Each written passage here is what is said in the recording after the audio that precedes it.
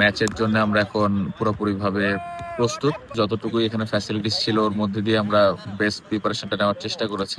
এইখানে যদি ভালো করতে পারে এটা আমাদের সামনের সিরিজগুলোর জন্যও কাজে আসবে। যে আমরা বেশ কিছু প্লেয়ার বেশ কয়েকদিন আগে আসছি।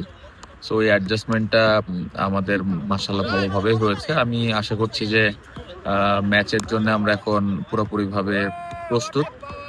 কিছু প্লেয়ার পরে এসছে বাট ওরাও লাস্ট কয়েকদিনের প্র্যাকটিসে আমার মনে হয় অনেকটা অ্যাডজাস্ট করে ফেলছে। সো আশা করছি যে ম্যাচে খুব বেশি একটা অ্যাডজাস্টমেন্টে প্রবলেম হবে না।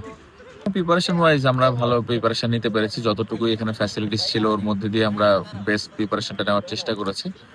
সবাই কনফিডেন্ট আছে। লাস্ট কয়েকটা সিরিজ আমরা ভালো ক্রিকেট খেলছি এবং আমি বিশ্বাস করি যে এই যে টেস্ট ম্যাচটা হবে এখানে আমরা ভালো কিছু করতে পারবো। না এরকম কোনো কিছু না।